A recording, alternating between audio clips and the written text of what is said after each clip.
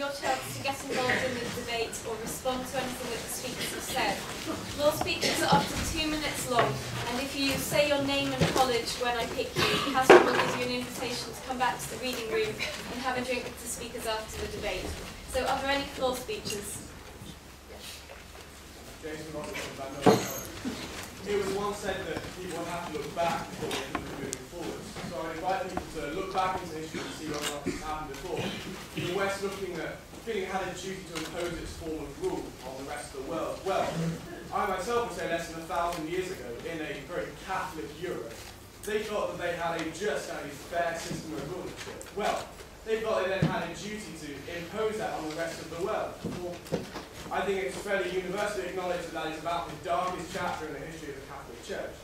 Who is to say that now, in this day and age, we know any better? Who is to say that in 1,000 years' time, people will not look back on us and say that we made the wrong decision?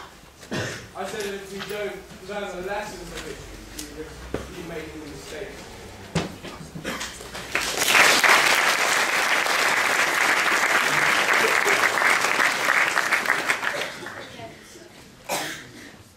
Hugh State University College. I'd just like to bring in one of my particular favourite thinkers over time, Edmund Burke, into the debate. He said that all that's necessary for evil to flourish is for good men to stand by and do nothing. I just want to ask either of you two, if it was your family, if you lived in one of these countries and it was your family, your children, your wife being raped, murdered by some mad little dictator who decided that's what he wanted to do, would you then change your mind on whether the West should then come in and actually do something to help you out?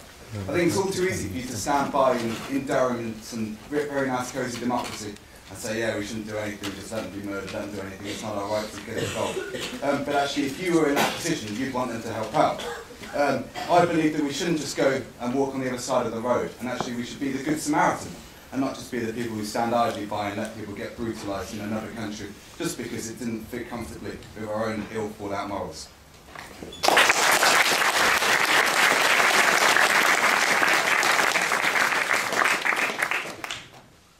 Benjamin Dory, St. Cuthbert's Society. And can I say to our comrade on the opposition, who believes that it's a sign of democracy's oppression that none of the three major parties oppose the war, that I emphasise that I too would like to ban systems that I don't properly understand. I mean, I would get rid of Rubik's Cubes and mathematics, but actually, the reason that there isn't a major party supporting isolationism is because there's no market demand amongst voters to support isolationism. And therefore, the only one example of that, whose name is George Galloway, was voted out in May because no one supports them.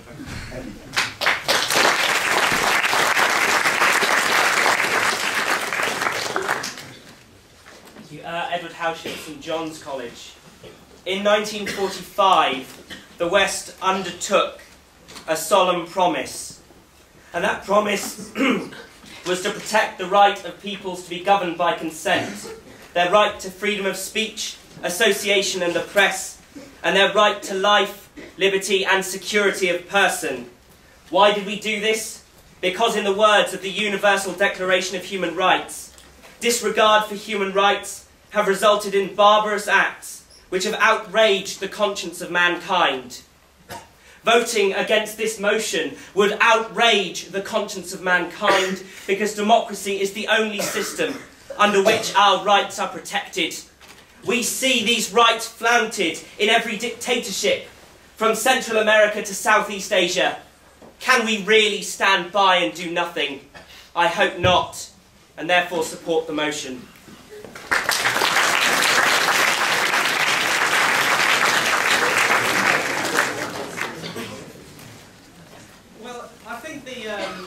The nub of the matter is that the proposition's argument is simply ridiculous, because to impose... No, it is. No, the fact is that to impose democracy on someone is just undemocratic, because it is, because you're forcing them into a certain method of government without consenting them. That's what imposition means, and imposing something on somebody like that just doesn't be democratic at all. Of course, democracy, we like democracy, that's our favoured system of government, But that doesn't give us any right to claim that, that means we have to force everyone else to have the same system of government. There's a common misconception that things are always better in the West than everywhere else, but you've got to remember that I heard recently that women in the West think themselves lucky that they're not born in parts of the East where women's rights aren't respected and things. Now we should deplore the disrespecting of women's rights. I'm not saying that, but for some reason in the East feel themselves lucky not to be born in the West. Because they feel that women aren't treated properly there, because there are cultural differences, you see, and people can have different opinions on matters, and it's just not fair for us to impose our own opinion on the system of government on everyone else.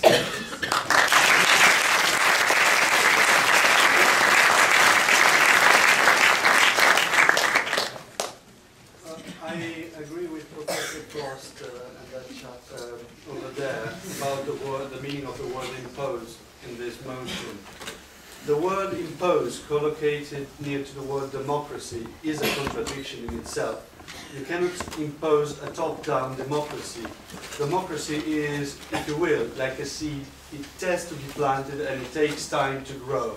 And you can't just, point it with a gun and pretend that it might work one day.